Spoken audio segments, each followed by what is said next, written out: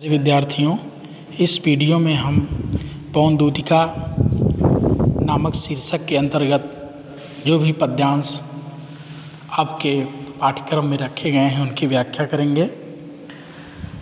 देखिए, पवन दूतिका अयोध्या सिंह उपाध्याय हरिऔध द्वारा रचित प्रिय प्रवास महाकाव्य, जो कि खड़ी बोली में लिखा जाने वाला हिंदी का पहला महाकाव्य है, उससे लिया गया है।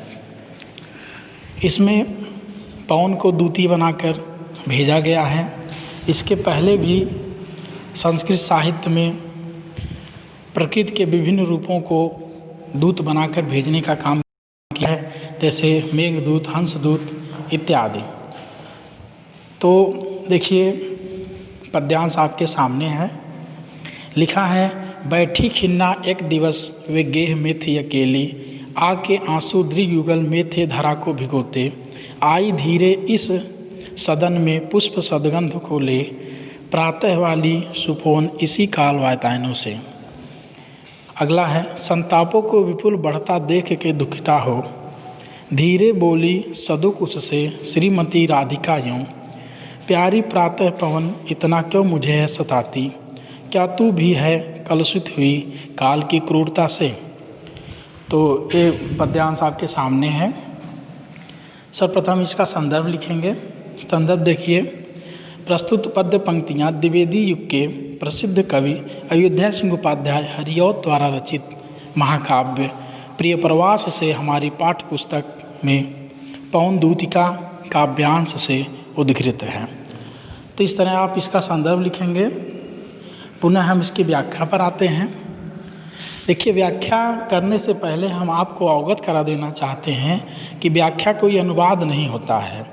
व्याख्या किसी भी कविता या पद्यांश के भावार्थ को समझते हुए अपनी भाषा में व्यक्त कर देना, कह देना, लिख देना, उसका व्याख्या कहलाता है।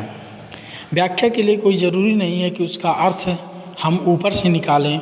आवश्यकता पड़ने पर नीचे की लाइन से भी उसका अर्थ निकाला जा सकता है। तो समय न गंवाते हुए हम इसकी व्याख्या प्रारंभ करते हैं। देखिए, लिखा है, बैठी खिन्ना एक दिवस वे गेह में थी अकेली। तो एक का मतलब एक होगा, दिवस मतलब दिन, गेह मतलब घर होता है। तो इसका अर्थ हो जाएगा कि अयोध्या सिंह उपाध्याय हरिऔध जी कह रहे हैं कि एक दिन श्रीमती राधा खिन्न मन से, दुखी मन से, उदास मन से घर में अकेली बैठी हुई थी। आके आंसू दृगयुगल में थे धरा को भिगोते। दृग का मतलब नेत्र होता है, आँख होता है। युगल का मतलब दोनों होगा। उनके आँखों में आंसू आकर आँखों को सजल कर रहे थे, भिगो रहे थे। आई धीरे इस सदन में पुष्प सदगंध को ले, प्रातः वाली सुपोन इसी काल वातायनों से। सदन का मतलब घर होता है और वातायन का मतलब खिड़की या झरोखा। तो इसका अर्थ हो जाएगा कि उसी समय प्रातःकालीन सुगंधित पवन पुष्प के सदगंधों को या पुष्प के सुगंध को लेकर झरोखों के माध्यम से, खिड़की के माध्यम से घर में प्रवेश करती है। आगे देखिए, संतापों को विपुल बढ़ता देख के दुखिता हो, धीरे बोली सदुक उससे श्रीमती राधिका यूं। संताप का मतलब दुख होता है। तो इसका अर्थ हो जाएगा, विपुल मतलब अधिक। तो इसका अर्थ हो जाएगा कि प्रातःकालीन सुगंधित पवन झरोखों के माध्यम से, खिड़की के माध्यम से जब सदन में, घर में प्रवेश करती है, तो उस सुगंधित पवन के वजह से राधा का विरह, राधा का दुख और अधिक बढ़ जाता है।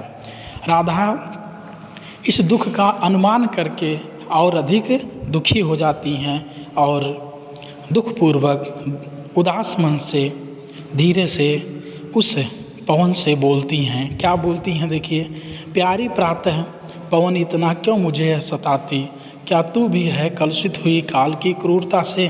वो कहती हैं कि हे प्यारी प्रातःकालीन सुगंधित पवन, तुम मुझे इतना क्यों सता रही हो, क्या तुम भी समय की कठोरता से दूषित हो गई हो, अर्थात क्या तुम्हारे ऊपर भी समय की कठोरता का, समय की क्रूरता का प्रभाव पड़ गया है।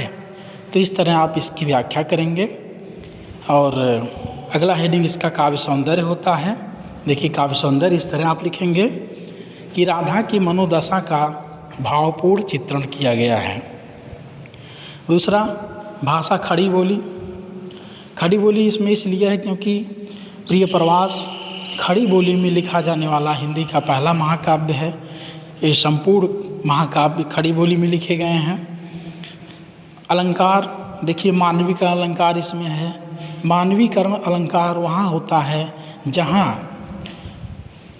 प्रकृति को मानव का रूप दे दिया जाए। तो यहाँ राधा जी के द्वारा पवन से बातें की जा रही हैं, पवन से जो है वार्तालाप की जा रही है। इसी कारण से इस पद्यांश में मानवी का अलंकार है।